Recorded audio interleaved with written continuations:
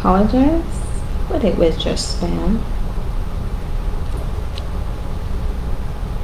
Good morning, you guys.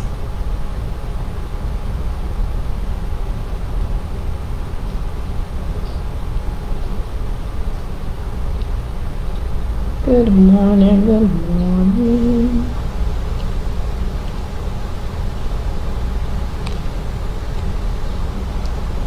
All right. Second Kings part 3. Good morning. Let's go ahead and begin. We are going to read chapter 5. We have a narrative about Naaman and Elisha. Gehazi is involved. And then, of course, we have the kings. We have the king of Aram, and we have the king of Israel. Alright, let us begin with a quote. Be neither saint nor sophist-lead, but be a man. This is from Empedocles on Etna, 1852, verse 136.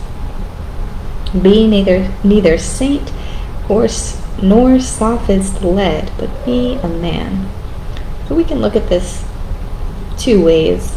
We can think of a saint as either an optimist or a pessimist.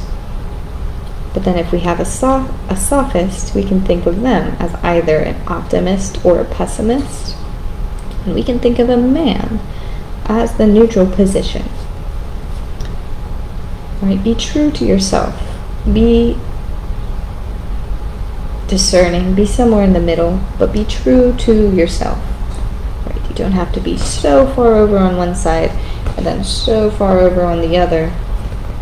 You can find your way in the middle. It's okay to be in the middle. It's okay not to take a stance on certain things, on most things, to be quite honest. Be a man. Stand up for what's right.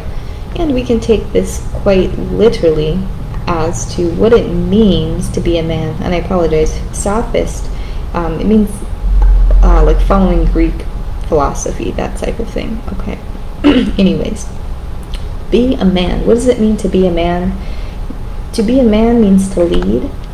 To be a man means to be a giver, right? To be a giver more than a receiver, right? Not to take, right? A man supplies, he builds, he provides. We think of a manly man.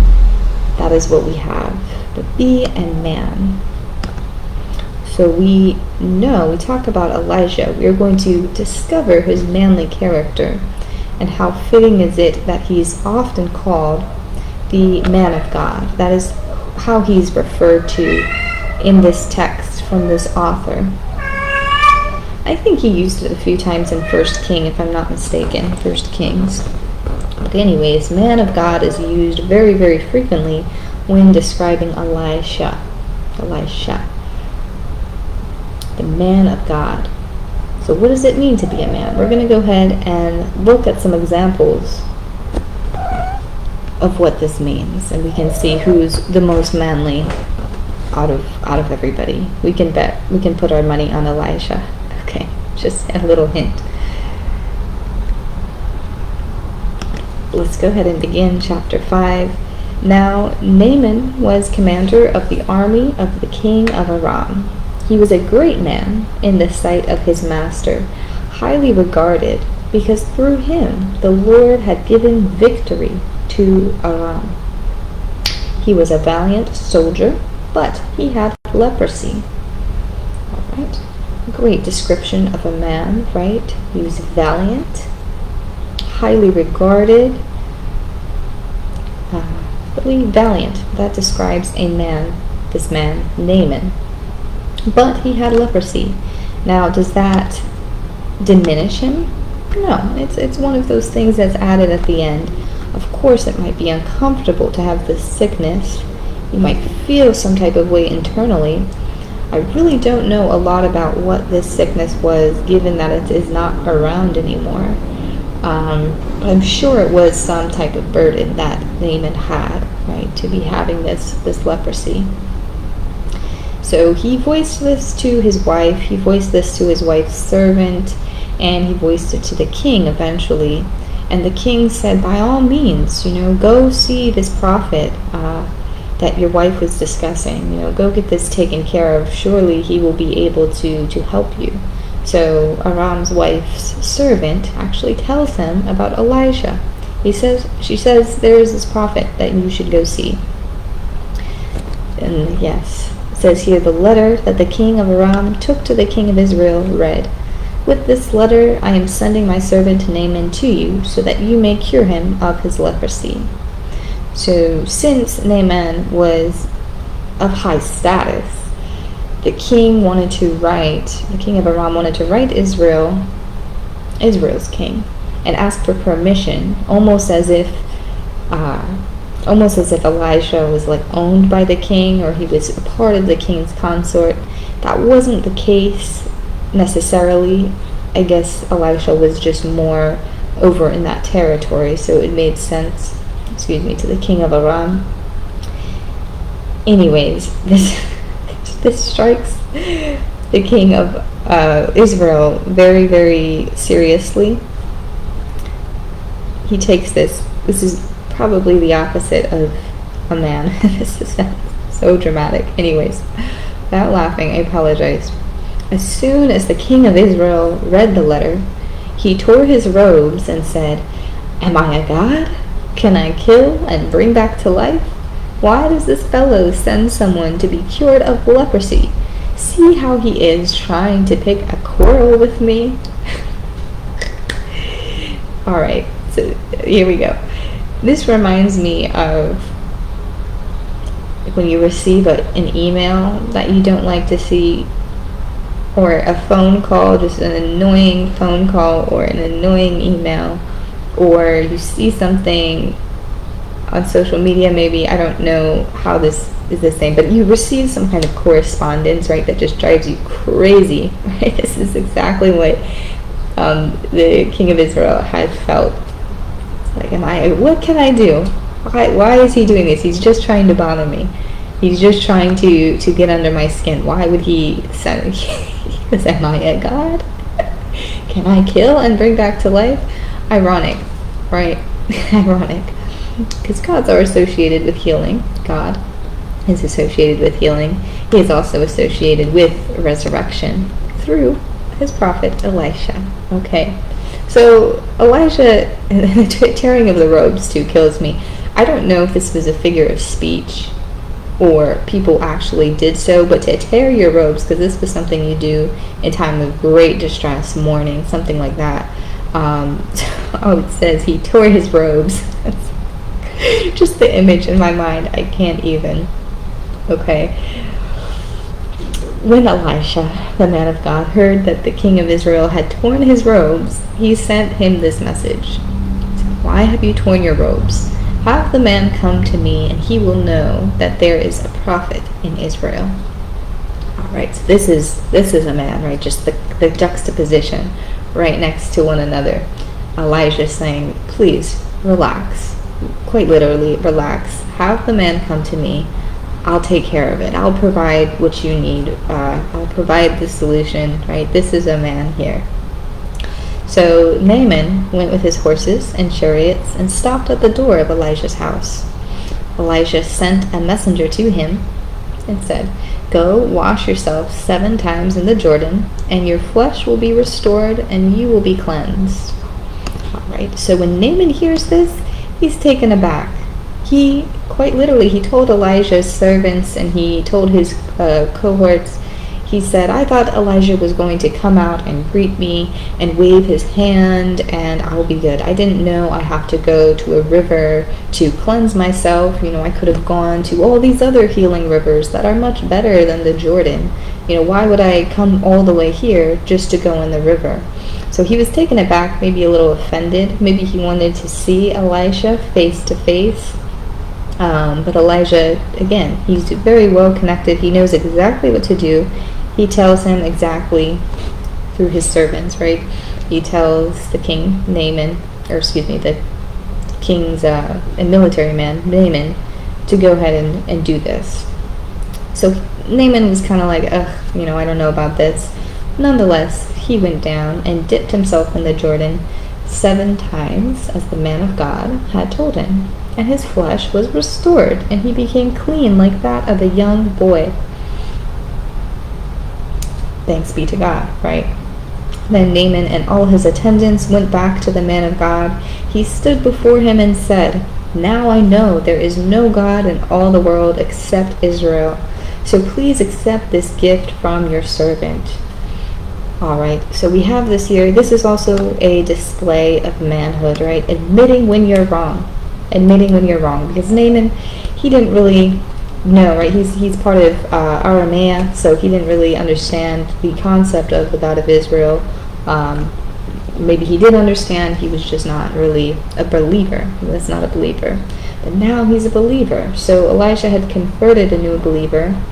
Naaman admitted that he's wrong, proving himself a man. And he also gives a gift, right? He provides something, he gives a gift.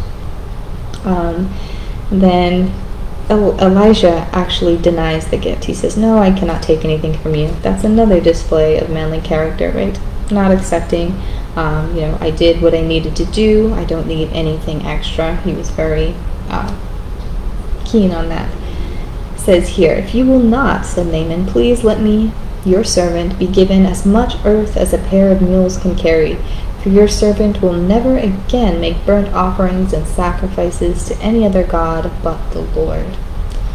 Right, so I was a little bit confused about this, but he's simply asking for him to take a piece of Israel with him, so he can take literally the ground, the earth, where this miracle had taken place, or the ground and the earth where the God of Israel is worshipped. He wanted to take that along with him. He wanted to, spread it about maybe where he gives his burnt offerings and sacrifices, so he can go ahead and continue his service and his worship to the Lord. So it's a humble ask. I think that's a good thing. Meanwhile, Gehazi, he is Elisha's servant, right? And I did get a little bit of a feeling with him. Remember in the last narrative when we had the woman and her child who passed and then was brought back? Gehazi pushed her away. Do you remember me mentioning that? She went and wept at Elisha's feet, and Gehazi pushed her away. I think that was the first strike, the first recorded strike in the text that, Elisha was not too keen on Gehazi's behavior. He's probably done a number of things from then until now for Elisha to kind of, keep tallying the strikes. Okay. It says, Gehazi heard that, Naaman was trying to offer Elisha gifts. He was trying to offer gold, silver, what have you. I forget what exactly the gift was. So Gehazi ran after Naaman. After he had departed, he ran after him. He comes up to him panting. When Gehazi came to the hill, so Gehazi hurried after Naaman. When Naaman saw him running toward him, he got down from the chariot to meet him. He's like, "Is everything all right?" he asked. All right, Gehazi, no manliness. Okay, he runs after this man. He's panting. Naaman thinks something is wrong with his eagerness, okay, his audacity, okay. It says here, when Gehazi came to the hill, he took the things from the servants and put them away in his house. He sent the men away, and they left. So he ends up asking Naaman for two shekels of silver or something like that, and Naaman's kind of taken aback, of course, once again. It's like, of course, by all means, take the 2 shekels. He's essentially royalty. He has enough to go around. But it's just, the nature of that is seedy, right? Take or ask is seedy. Okay, we understand that as humans. Anyways, when he went, this is Gehazi, when Gehazi went in and stood before his master, Elisha asks him, "Where have you been, Gehazi?" "Your servant didn't go anywhere. Gehazi answered. But Elisha said to him, "Was my spirit not with you when the man got down from his chariot to meet you? Is this the time to take money, or to accept clothes, or olive vineyards, or flocks and herds, or male and female slaves?" All right, so Elijah knows, right? And this is a great part here. He says, "Was my spirit not with you?" I like that.